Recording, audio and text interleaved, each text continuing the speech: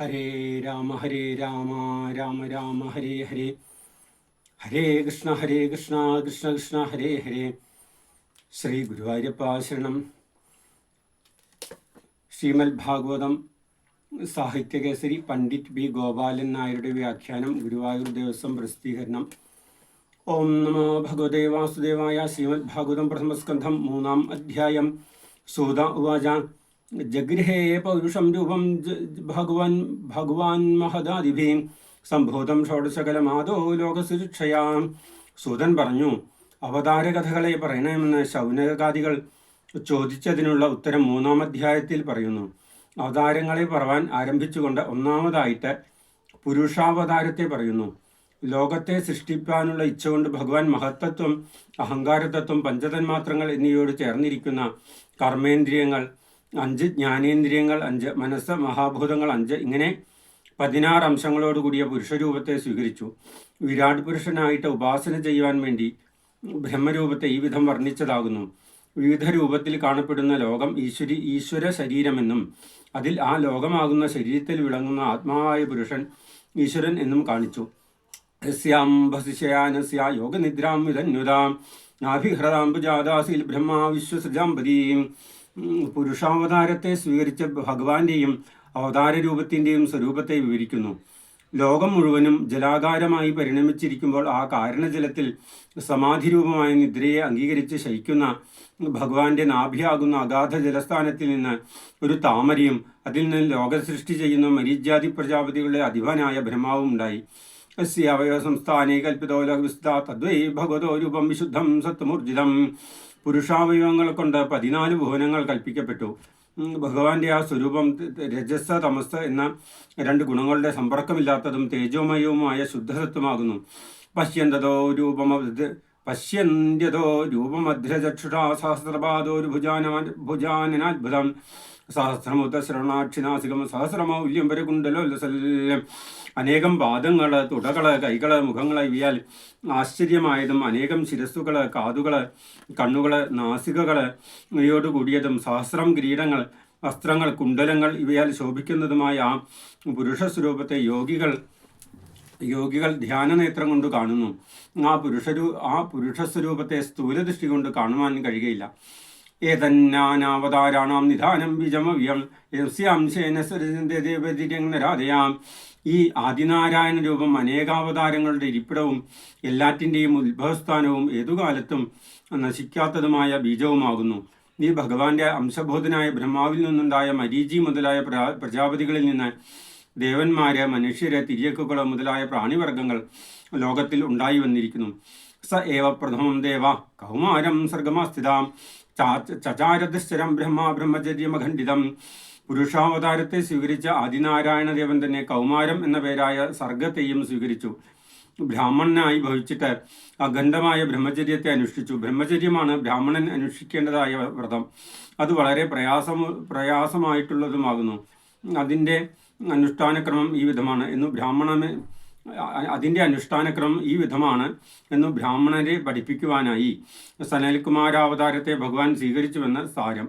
കൗമാരം, ആർഷം, പ്രാജാപത്യം, മാനവം എന്നിവ ഓരോ വിധം സൃഷ്ടിവർഗങ്ങളെക്കുറിച്ചുള്ള സംജ്ഞകളാകുന്നു. ദ്വിതീയം ദുഭായാസ്യ രസാതലഗതാം മഹീം ഉദ്ധരിഷിനുബാധത്തായ സൗകര്യം ഭൂലോകത്തെ നിലനിർത്തുവാൻ രസാതലത്തെ പ്രാപിച്ചിരിക്കുന്ന ഭൂമിയെ ഉയർത്തുവാൻ വേണ്ടി യാഗാദി പുണ്യകർമ്മങ്ങൾക്കായുള്ള സൽഫലത്തെ നൽകുന്ന ഭഗവാൻ ആദിനാരായണമൂർത്തി 2ാമത്തെ അവതാരമായിട്ട് വരാഹരൂപത്തെ അംഗീകരിച്ചു. തൃതീയമഷി സർഗം ച ദേവർഷിത്വമുപേത്യസാം തന്ത്രം സാത്വതമാചഷ്ടാനൈഷ്കര്യം കർമ്മണം യഥാം. 3ാമതായിട്ട് ഭഗവാൻ ഋഷിസർഗത്തെ ആരംഭിച്ചു. അതിൽ ദേവർഷിയായ നാരദനായിട്ട് അവതരിച്ചു. നാരദ പഞ്ചരാത്രം എന്ന് പ്രസിദ്ധമായ വൈഷ്ണവതന്ത്രത്തെ ഉറപ്പിച്ചു. അതിൽ നിന്ന് കർമ്മങ്ങൾക്ക് സുഖദുഃഖ രൂപങ്ങളായ ഫലങ്ങളെയും പുനർജന്മത്തെയും നൽകുവാനുള്ള ശക്തിയെ നശിപ്പിക്കേണ്ടത് ഇന്ന വിധമാണെന്നറിയാം. കർമ്മങ്ങൾ തന്നെ കർമ്മനിർമൂലന മാർഗമായി ഭവിക്കുന്ന വിധത്തെ ഉറപ്പിച്ചിരിക്കുന്നുവെന്നു സാരം. തുര്യേ ധർമ്മകലാസർഗേ നരനാരായണാഭിഷീ ഭൂത്വാത്മോപശമോപേത മകരോദുശ്ചരം തപാം. 4ാമത് ധർമ്മന്റെ പത്നിയായ മൂർത്തിദേവിയിൽ നരൻ എന്നും നാരായണൻ എന്നും പേരോടുകൂടിയ 2 ഋഷികളായിട്ട് ഭഗവാൻ അവതരിച്ചു. ചിത്തശാന്തിയോടുകൂടിയ ദുശ്ചരമായ തപസ്സിനെ ആചരിച്ചു. പഞ്ചമ കപിലോ നാമ സിദ്ധേശക്കാല വിപ്ലുതം പ്രോവാചാസുരേ സാഖ്യം തത്വഗ്രാം വിനിർണയം. അഞ്ചാമത് കപിലൻ എന്ന പേരോടുകൂടിയ സിദ്ധേശനായിട്ട് അവതരിച്ചു. തത്വസമൂഹങ്ങളുടെ സംഖ്യ നിർണയിക്കുന്നതിനാൽ സാഖ്യം എന്നു പേരായ ശാസ്ത്രത്തെ ആസുരി എന്ന ബ്രാഹ്മണനെ ഉപദേശിച്ചു. ഷഷ്ടമത്രേരപത്യത്വം മൃതപ്രാപ്തോ നസൂയാം ആന്വേഷീകീമലർക്കായ പ്രഹ്ലാദാദിഭ്യ ഉജുവാൻ. ആറാമതായിട്ട് അത്രി മഹർഷിയുടെ ഭാര്യയായ അനസൂയയുടെ പ്രാർത്ഥനയെ അനുസരിച്ച് അവരുടെ പുത്രനായ ദത്താത്രേയ മഹർഷിയായിട്ട് അവതരിച്ചു. ആത്മവിദ്യയെ അളർക്കനും പ്രഹ്ലാദൻ യദു ഹൈഹയൻ എന്നിവർക്കും ഉപദേശിച്ചു. തഥാ സപ്തമാകൂത്യാം രുചേര്യജ്ഞോഭ്യജായതാം സയാമാദ്യേ സുരഗണൈരപാൽ സ്വയംഭുവാന്തരം. ഏഴാമതായിട്ട് രുചി എന്ന പ്രജാപതിയുടെ ഭാര്യയായ ആകൂതി എന്ന ദേവിയിൽ യജ്ഞൻ എന്ന പേരോടുകൂടെ ഭഗവാൻ അവതരിച്ചു. സ്വപുത്രന്മാരായ ആമൻ മുതലായ ദേവഗണങ്ങളോട് ചേർന്ന് താൻ ഇന്ദ്രസ്ഥാനത്തെയും സ്വീകരിച്ച് സ്വയംഭവമന്വന്തരത്തെ പരിപാലനം ചെയ്തു. അഷ്ടമേ മേരുദിവ്യാന്തോ നാഭേർജാത ഒരു ക്രമ ദർശയൻ വർമ്മധീരാണാം സർവാശ്രമ നമസ്കൃതം. എട്ടാമത്തേതിൽ ഭഗവാൻ ആഗ്നിദ്രപുത്രനായ നാഭിയുടെ ഭാര്യയായ മേരുദേവിയിൽ ഋഷഭൻ എന്നു പേരോടുകൂടെ അവതരിച്ചു. സകലാശ്രമങ്ങളിലുള്ളവരും നമസ്കരിക്കുന്നതും അവസാനത്തേതുമായ പരമഹംസന്മാരുടെ ധർമ്മത്തെ പണ്ഡിതന്മാർക്ക് തൻ്റെ അനുഷ്ഠാനത്താൽ ദൃഷ്ടാന്തമായി കാട്ടിക്കൊടുത്തു. ഋഷി ഭീര്യാജിതോ ഭേജേ നവം പാർത്ഥിവം ഭുവോം ദുഗ്ധമൗഷധി ദുഗ്ധേമാമൗഷധി വിപ്രാസ്തേനായം സൗഷത്തമാം. ഹേ ബ്രാഹ്മണരെ, ഋഷികളുടെ പ്രാർത്ഥനയെ അനുസരിച്ച് ഭഗവാൻ ഒമ്പതാമതായിട്ട് പൃഥു ചക്രവർത്തിയായി അവതരിച്ചു. പരാക്രമത്തെ പ്രകാശിപ്പിച്ച ആ ചക്രവർത്തി ഈ ഭൂമിയിൽ നിന്ന് ജനക്ഷേമത്തിനാവശ്യമായ സകല വസ്തുക്കളെയും കറന്നെടുത്തു. അതിനാൽ ആ അവതാരം ഏറ്റവും മനോഹരമായിട്ടുള്ളതാകുന്നു. രൂപൻ സ ജഗൃഹേ മത്സ്യം ചാക്ഷുക്ഷോദതി സംപ്ലവേ നവ്യാരോപ്യ മഹിമയ്യാമവാദ്വൈവസ്വതം മുനും. ചാക്ഷുഷം എന്നുപേരായ മന്വന്തരത്തിൻ്റെ അവസാനത്തിൽ സമുദ്രങ്ങളെല്ലാം ഒന്നായി ചേർന്നു പ്രളയം ഉണ്ടായി. അപ്പോൾ ഭഗവാൻ മത്സ്യാവതാരത്തെ സ്വീകരിച്ചു. മന്വന്തരാവസാനത്തിൽ പ്രളയം പതിവില്ല. എങ്കിലും ഏതോ ഒരു കൗതുകത്താൽ സത്യവ്രതൻ എന്ന രാജാവിനെ പ്രളയരൂപേണ മോഹിപ്പിച്ചു. ഭൂമിയെ തന്നെ തോണിയാക്കി ആ രാജാവിനെ ആ തോണിയിൽ കയറ്റി രക്ഷിച്ചു. ആ സത്യവ്രതൻ ഇനിമേൽ വൈവസ്വതമനുവായി വരും.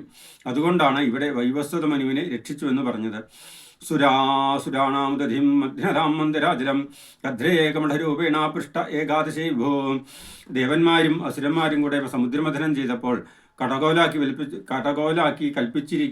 കൽപ്പിച്ചിരുന്ന മന്ദരപർവ്വതം സമുദ്രത്തിൽ താണുപോയി. തൽക്ഷണം ഭഗവാൻ പതിനൊന്നാമതായിട്ട് ആമയായി അവതരിച്ച പൃഷ്ഠഭാഗത്തിൽ ആ മന്ദരപർവ്വത്തെ ധരിച്ച് നിലയ്ക്ക് നിർത്തി. ധാന്യോന്തരം ദ്വാദശമം ത്രയോദശമേവച അവായൽ സുരാനന്യാൻ മോഹിന്യാ മോഹൻ ശ്രിയാം. 12ാമതായിട്ട് ധന്വന്തരിയായി അവതരിച്ചിട്ട് സമുദ്രത്തിൻ്റെ അന്തർഭാഗത്തിൽ നിന്ന് അമൃതപാത്രത്തോടുകൂടെ മുകളിലേക്ക് വന്നു.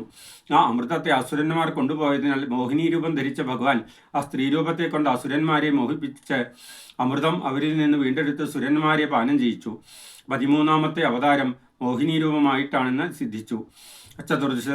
ചതുർദശം നാരസിംഹം വിഭ്രദ്യേന്ദ്രമൂർജിതം തദാര കരചേർവക്ഷസേരകം കടകൃദ്യഥാം.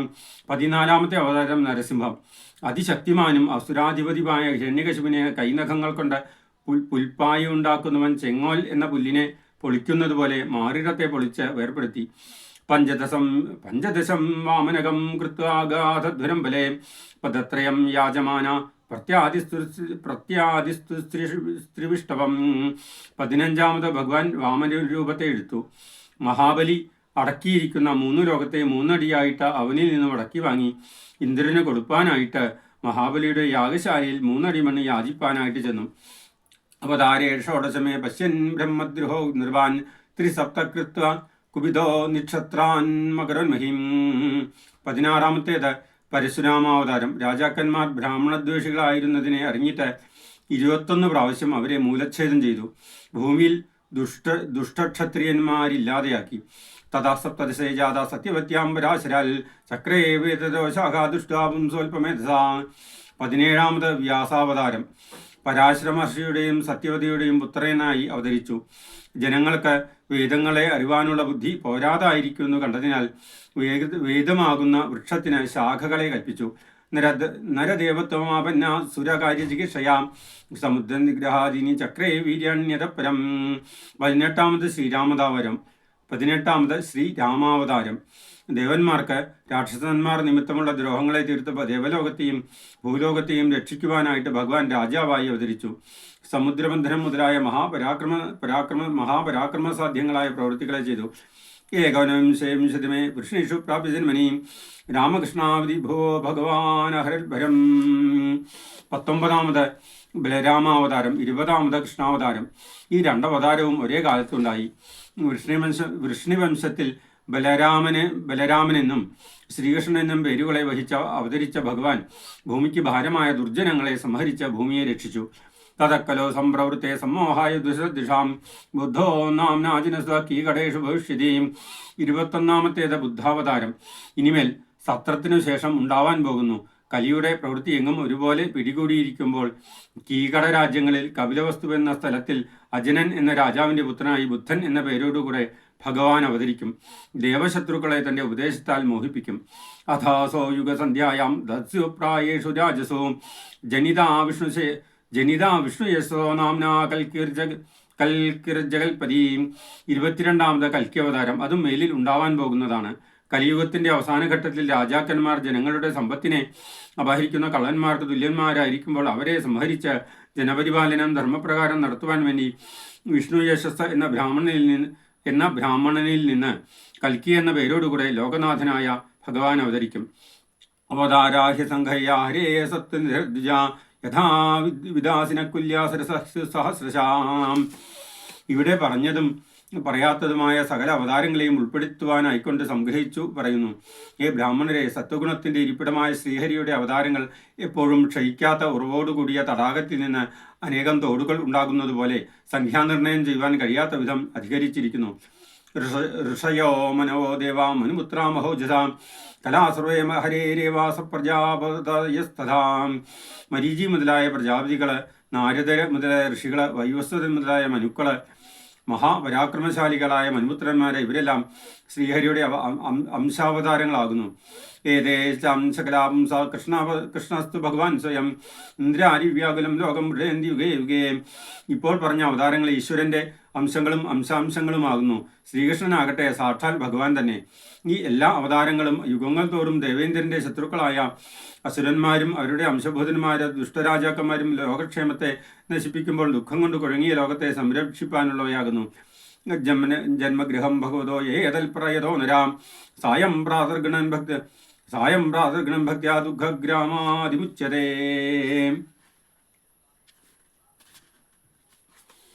ഈ അവതാരങ്ങളുടെ കീർത്തനത്തിനുള്ള ഫലം ഏതൊരു മനുഷ്യൻ 2 സന്ധ്യകളിലും ദേഹശുദ്ധി ചെയ്ത ഭക്തിയോടുകൂടി അതിരഹസ്യമായിരിക്കുന്ന ഭഗവത് അവതാരത്തെ കീർത്തനം ചെയ്യുന്നുവോ അവൻ സംസാര സങ്കടത്തിൽ നിന്ന് വിമുക്തനായി ഭവിക്കുന്നു. ഏതദ്രൂപം ഭഗവതോ ഹിരൂപസ്ഥിതാത്മന മായാഗുണൈർവിരചിതം മഹദാദിവിരാത്മനീം. അവതാര കീർത്തനം ചെയ്യുന്നവൻ വിമുക്തനാകുമെന്ന് പറഞ്ഞതിനെ ശങ്കാസമാധാനങ്ങളെ കൊണ്ട് സാധിക്കുന്നു. സ്ഥൂല സൂക്ഷ്മ രൂപങ്ങൾ കീർത്തനം ചെയ്യുന്നവന് ഉണ്ടായിരിക്കെ അവൻ ഇങ്ങനെ മുക്തനായി ഭവിക്കുമെന്ന ശങ്കയ്ക്ക് ഈ വിധം ദേഹവും ഭഗവാന്റെ അവിദ്യാരൂപമായ മായയുടെ വിലാസത്തിൽ നിന്നുണ്ടായതാണ്. അവതാരകഥാശ്രവണ വൈഭവത്താൽ ശ്രോതാവിൻ്റെ ഹൃദയത്തിൽ അവിദ്യയെ നശിപ്പിക്കുന്നതായ വിദ്യാശക്തി ഉദിക്കും. അതിനാൽ അവിദ്യാനാശവും സ്വരൂപജ്ഞാനവും ഉണ്ടാകും. അതുതന്നെ മുക്തി എന്നുള്ള അഭിപ്രായത്തെ ഇതു മുതൽക്കുള്ള 5 ശ്ലോകങ്ങളാൽ ഉറപ്പിക്കുന്നു. മനുഷ്യർക്കുള്ള സ്ഥൂലം സൂക്ഷ്മം എന്നുപേരുള്ള 2 വിധം ശരീരവും ഭഗവാന്റെ മായാഗുണങ്ങളായ മഹദാദി തത്വങ്ങൾ കൊണ്ട് ആത്മാവിൽ കൽപ്പിക്കപ്പെട്ടതാകുന്നു. ഭഗവാൻ പരമാർത്ഥത്തിൽ രൂപരഹിതനും ചിദേകരസനുമാകിയാൽ ഈ കാണപ്പെടുന്ന സ്ഥൂല സൂക്ഷ്മദേഹങ്ങളുടെ ആധാരം ആത്മസ്വരൂപനായ ഭഗവാനാകുന്നു. ആത്മസ്ഥാനത്തിൽ സ്ഥൂല സൂക്ഷ്മ രൂപങ്ങളെ കൽപ്പിച്ച് ആത്മാവിനെ മറച്ചിരിക്കുന്ന അവിദ്യാസ്വരൂപിണിയായ മായാശക്തിയിൽ നിന്നുണ്ടായ മഹത്തത്വം, അഹങ്കാരതത്വം മുതലായവയാണ് 2 വിധം ദേഹങ്ങളെ നിർമ്മിക്കുവാനുള്ള സാധനങ്ങൾ. യഥാ നവസി മേഘോ ഘോ രേണുർവാ പാർത്ഥിവോ നിലേ ദൃശ്യത്വം ആരോപിതബുദ്ധി. ഏതുവിധമാണ് ആത്മസ്ഥാനത്തിൽ ശരീരദ്വയത്തെ കൽപ്പിച്ചത് എന്ന് ദൃഷ്ടാന്തപ്പെടുത്തി കാണിക്കുന്നു. യഥാർത്ഥ വസ്തുവിനെ മറച്ച് അതിൻ്റെ സ്ഥാനത്തിൽ മറ്റൊന്നിനെ കാണിക്കുവാനുള്ള ഒരു സാമർഥ്യവിശേഷം അവിദ്യയ്ക്കുണ്ട്. അതിന് അധ്യാസശക്തി എന്നാണ് വേദാന്ത ശാസ്ത്രത്തിൽ പേർ കൊടുത്തിരിക്കുന്നത്. ഈ ശക്തിയാണ് ആത്മാവിൻ്റെ സ്ഥാനത്തിൽ ദേഹദ്വയത്തെ കൽപ്പിച്ചിരിക്കുന്നത്. ഇതിനെ ബോധിപ്പിക്കുവാൻ ഉദാഹരണം, വായുവിനെ ആശ്രയിച്ച് ചലിക്കുന്ന മേഘസമൂഹത്തെ കണ്ടിട്ട് അറിവില്ലാത്ത ജനങ്ങൾ ആകാശമാണെന്ന് കരുതുന്നു. ഭൂമിയിൽ നിന്ന് പൊങ്ങിപ്പറക്കുന്ന ഭൂരേണുക്കൾ നിമിത്തമുണ്ടാകുന്ന ധൂരസത്വാദിഭാവം വായുവിലുള്ളതായിട്ടും ധരിക്കുന്നു. അതുപോലെ ശരീരാദികളായ ദൃശ്യങ്ങളെ കണ്ടുകൊണ്ടിരിക്കുന്നതിനാൽ ദ്രഷ്ടാവായ ആത്മാവിൽ ശരീരധർമ്മങ്ങളായ ജനന മരണാദികളെ ആരോപിക്കുന്നത് അറിവില്ലായ്മയുടെ ലക്ഷണമാകുന്നു. കാണുന്നവൻ കാണപ്പെടുന്ന പദാർത്ഥമല്ലെന്നത് എത്രയും സ്പഷ്ടമാണല്ലോ. എൻ്റെ ദേഹം തടിച്ചു ചടച്ചു എന്നിങ്ങനെ ശരീരധർമ്മങ്ങളായ സ്ഥൗല്യകാർഷ്യാദികളെ കാണുന്ന ആത്മാവ് ശരീരമല്ല, അതിൽ നിന്ന് ഭിന്നനാണെന്ന് സ്പഷ്ടമായിരിക്കെ ഞാൻ ജനിച്ചവൻ മരിക്കുന്നവൻ എന്നുള്ള ഭാവന അറിവില്ലായ്മ കൊണ്ടു മാത്രമാണെന്ന് ആലോചിക്കുന്നവർക്കറിയാം. അതപ്പരം വിധവ്യക്തമയൂഢഗുണസുയൂഹിതം അദൃഷ്ടാശ്രിത വസ്തുത്വാൽ സജീവോയൽ പുനർഭവാം. സ്ഥൂല ശരീരത്തെ മാത്രമല്ല ആത്മാവിൽ ആരോപിക്കുന്നത്. അതിൽ നിന്ന് അന്യമായതും കാണുവാനും കേൾപ്പാനും കഴിയാത്തതുകൊണ്ട് അവ്യക്തവും കരചരണാദികളായ അവയവങ്ങളായിട്ട് പരിണമിക്കാത്ത മായാഗുണങ്ങളാൽ നിർമ്മിക്കപ്പെട്ടതുമായ സൂക്ഷ്മ ശരീരത്തെയും അറിവല്ലാത്തവർ ആത്മാവിൽ ആരോപിക്കുന്നു. അതിനെ ലിംഗദേഹം എന്ന് പറയും. വ്യക്തമല്ലാത്തതും കാണപ്പെടാത്തതും കേൾക്കപ്പെടാത്തതുമായ ആ ശരീരം ഇല്ലെന്നു തന്നെ വിചാരിച്ചാൽ എന്താണ് ദോഷം? ജീവൻ ഈ സ്ഥൂലത്തെ വിട്ടുപോകുന്നതും പുനർജന്മത്തെ അവലംബിക്കുന്നതും ഈ ലിംഗദേഹത്തെ ആശ്രയിച്ചിട്ടാകുന്നു. അതിനാൽ ഈ ലിംഗദേഹം ജീവോപാധിയാകുന്നു. ഇല്ലെന്ന് വിചാരിപ്പാൻ തരമില്ല. എത്രയുമേ സദസദ്രൂപേ പ്രതിഷിദ്ധേ സ്വസംവിധ അവിദ്യാത്മനികതേ അവിദ്യാത്മനികതേ ഇരിത്തൽ ബ്രഹ്മദർശനം. സ്ഥൂലം സൂക്ഷ്മം എന്നു രണ്ടു ബാധികൾ ഉണ്ടായ വഴിയെ പറഞ്ഞ ശേഷം ആ രണ്ടു രൂപങ്ങളെ നീക്കം ചെയ്യുമ്പോൾ ജീവൻ ബ്രഹ്മരൂപമായി ഭവിക്കുന്നുവെന്ന് ഉറപ്പിക്കുന്നു. അറിവില്ലായ്മയാൽ ആത്മാവിൽ ആരോപിക്കപ്പെട്ടതായി സ്ഥൂല സൂക്ഷ്മ ശരീരങ്ങൾ ഭഗവത് കഥാശ്രവണം മനനം മുതലായതിനാൽ ജനിക്കുന്ന ഭക്തിയാൽ ആത്മസ്വരൂപം അറിവാനിടവരുമ്പോൾ സ്വരൂപാനന്ദം ഹൃദയത്തിൽ ഭക്തി നിമിത്തം ഉദയമാകുമ്പോൾ പ്രതിഷേധിക്കപ്പെടുന്നു. അധിഷ്ഠാനം പ്രകാശിക്കുമ്പോൾ ആരോപം ഇല്ലാതാകുന്നത് സ്വഭാവമാകുന്നു. രജ്ജുസ്വരൂപം അറിയാതെ പാമ്പാണെന്ന് ധരിച്ച് ഭയപ്പെടുന്നു. വെളിച്ചത്തിന്റെ സഹായത്താൽ രജ്ജുവാണെന്നറിയുമ്പോൾ പാമ്പാണെന്ന് തോന്നിയ ബുദ്ധി താനെ നശിക്കുന്നു. ഇതുപോലെ ആത്മസ്വരൂപത്തെ അറിയുമ്പോൾ സ്ഥൂല സൂക്ഷ്മ ശരീരങ്ങളാകുന്ന ഉപാധികൾ നശിക്കുന്നു. അപ്പോൾ ജീവൻ ജ്ഞാനസ്വരൂപമായ ബ്രഹ്മമായി തന്നെ ഭവിക്കുന്നു. ബ്രഹ്മദർശനം എന്നൊറ്റ പദമായി പാഠഭേദം. തൽ ദർശനം എന്ന് അന്വയിക്കുമ്പോൾ ദൃക്കും ദൃശ്യവും രണ്ടാണെന്ന് വരുന്നു. അജ്ഞാനനാശത്തിൽ രണ്ടും ഒന്നായി സ്വയം പ്രകാശിക്കുന്ന ഭാവം തന്നെ ബ്രഹ്മദർശനം. യദ്യേഷോ പ്രതോ ദേവി മായാവൈശാരദീമതി സമ്പന്ന ഏവേദി വിദുർമഹിമിനി സ്വേ മഹീയതേ. സംസാരത്തിന്റെ കാരണഭൂതയായ ഭഗവന്മായ നശിക്കാതിരിക്കുമ്പോൾ ജീവന് ബ്രഹ്മത്വം എങ്ങനെ സിദ്ധിക്കും എന്ന സംശയത്തിന് പരിഹാരമാണ് ഈ ശ്ലോകം. സർവജ്ഞനായ ഭഗവാന്റെ സംബന്ധിനിയും സൃഷ്ട്യാദി ക്രീഡകളെ നടത്തിക്കൊണ്ടും അവിദ്യാരൂപേണ ജീവോപാധിയായി പരിണമിച്ചവളുമായ ആ മായാദേവി ഭക്തിമഹിമയാൽ വിദ്യാരൂപേണ വിളങ്ങും.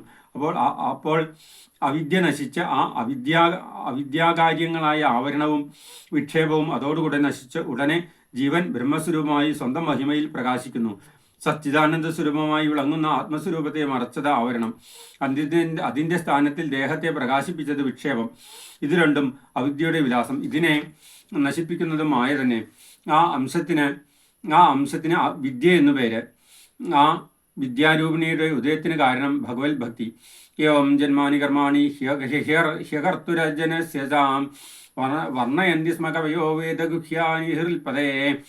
ജീവന് ജന്മകാരണം മായയായിരിക്കുന്നത് പോലെ ഈശ്വരൻ്റെയും ജന്മകാരണം മായ തന്നെ എന്നുപദേശിക്കുന്നു. മായ ജീവനെ മറയ്ക്കുന്നത് പോലെ ഈശ്വരനെ മറയ്ക്കുകയില്ല എന്നുള്ള വ്യത്യാസമുണ്ട്. അതിനാൽ ഈശ്വരൻ നിത്യമുക്തനും സർവജ്ഞനുമാകുന്നു, ജീവൻ ബദ്ധനും ചിഞ്ചിജ്ഞനുമാകുന്നു. നിത്യമുക്തനും സർവജ്ഞനുമായ ഈശ്വരനെ സർവാത്മന ആശ്രയിക്കുന്നത് തന്നെ ജീവന്റെ ബന്ധം നശിച്ച് മുക്തനാകുവാൻ കാരണമെന്നാണ് ഈ പ്രകരണത്തിന്റെ സാരം.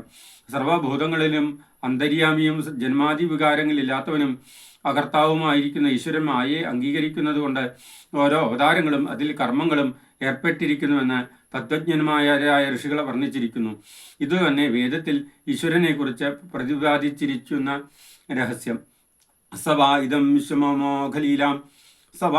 വിശ്വമോഖലീല സൃജത്യവത്യത്തിനം സജ്ജതേസ്മിൻ ഭൂതേഷു അന്തർഹിത ആത്മതന്ത്ര ഷാഡ്വർഗികം ജിഗ്രതി ഷഡ്ഗുണേശ.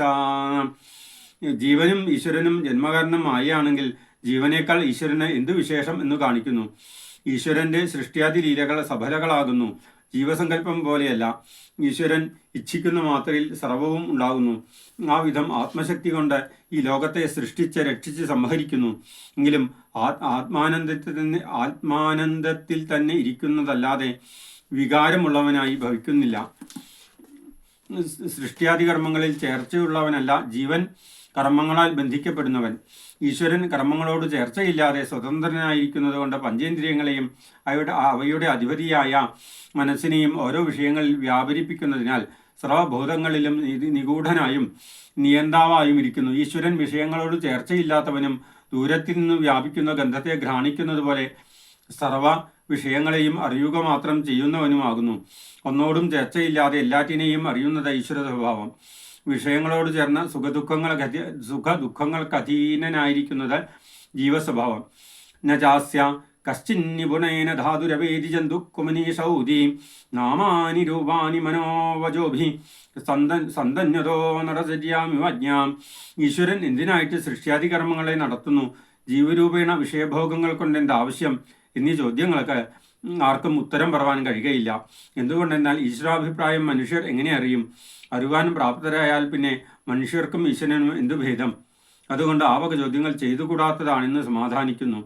പ്രാകൃതനായ ഒരുവൻ അവൻ്റെ സാമർഥ്യത്താൽ അന്യർക്കറിയാൻ കഴിയാത്തതായ ഓരോ വേഷങ്ങളെ എടുത്ത് സഞ്ചരിക്കുന്ന വിധം സത്യസങ്കല്പനും സർവജ്ഞനുമായ ഭഗവാൻ മനസ്സുകൊണ്ട് നാമരൂപങ്ങളെയും വാക്കുകൊണ്ട് വിവിധ നാമങ്ങളെയും വിസ്തരിക്കുകയും ഇങ്ങനെ നാമരൂപാത്മകങ്ങളായ ലോകങ്ങളെ സൃഷ്ടിച്ച് രക്ഷിച്ച് സംഹരിക്കുകയും ചെയ്യുന്നതായ ലീലകളെ എന്തിനായിട്ട് നടത്തുന്നുവെന്ന് തർക്കാദി യുക്തികൾ കൊണ്ട് ഒരു പ്രാണിക്കും അറിവാൻ കഴിയുകയില്ല. സവേദ ധാതുപദവീം പരസ്യ ദുരന്തവീര്യസ്യ പര്യഥാംഗപാണേ യോ മായയാ സന്തതയാനുവൃത്തിയാ ഭജേത തൽപാദ സോ ജഗന്ധം. ആർക്കും അറിവാൻ കഴിയുകയില്ലെങ്കിലും ഭക്തൻ പ്രയാസപ്പെട്ട് അറിയും. ഏതൊരുവൻ ലേശവും പരാംശ കൂടാതെ ഇടവിടാതെയുള്ള സേവ കൊണ്ട് ആ ഭഗവാന്റെ പാദപത്മഗന്ധത്തെ ഭജിക്കുന്നുവോ ആ ഭക്തൻ അനന്തശക്തനും മായാതീതനും ലോകസൃഷ്ടാവുമായ ശ്രീഹരിയുടെ സ്വരൂപത്തെ അറിയുന്നു. ആ അറിവ് തന്നെയാണ് മുക്തി. അതിനാൽ ഭക്തൻ മുക്തിക്ക് അർഹനാകുന്നു. അധേഹ ധന്യാ ഭോഗവന്ത യുദ്ധം യഥാസുദേവേഖില ലോകനാഥേ അധേഹ ധന്യാ ഭഗവന്ത യുദ്ധം യഥാസുദേവേഖില ലോകനാഥേ കുർവന്തി സർവാത്മകമാത്മഭാവം നയത്ര ഭൂയ പരിവർത്ത ഉഗ്രാം. ഭക്തിമാർഗത്തിൽ പരിശ്രമിക്കുന്ന ശൗനകാദി ഋഷികളെ സൂതൻ അഭിനന്ദിക്കുന്നു. ഭക്തൻ തന്നെയെ ഭാഗവത തത്വത്തെ നന്നായി അറിയുകയുള്ളൂ എന്ന കാരണത്താൽ സർവജ്ഞന്മാരായ നിങ്ങൾ പരമഭാഗ്യവാന്മാരായി തീർന്നിരിക്കുന്നു. എന്തുകൊണ്ടെന്നാൽ സകല ലോകനാഥനായ ശ്രീ വാസുദേവനിൽ തന്നെ ഏകാന്തികമായ മനോഭാവത്തെ ഈ വിധം ഭഗവത് വിഷയമായ പ്രശ്നാദികൾ കൊണ്ട് നിങ്ങൾ ഉറപ്പിക്കുന്നുവല്ലോ. ആ വിധം ഭക്തി ഉറച്ചാൽ പിന്നെ അധിഘോരമായിരിക്കുന്ന ഗർഭവാസക്ലേശം, മരണം എന്നിങ്ങനെയുള്ള ആവർത്തനം അനുഭവിക്കേണ്ടതായിരിക്കുന്നില്ല. സർവസന്താപങ്ങളെയും ഒന്നായി സംഹരിക്കുന്ന ഭക്തി ജനിക്കുവാൻ കാരണമായ ഭഗവത് കഥാശ്രവണേച്ഛ ഉണ്ടായതിനാൽ നിങ്ങൾ ധന്യന്മാർ തന്നെ. ഇതം ഭാഗവതം നാമപുരാണം ബ്രഹ്മസംഹിതം ഉത്തമശ്ലോകചരിതം ചകാര ഭഗവാൻ ശ്രീ.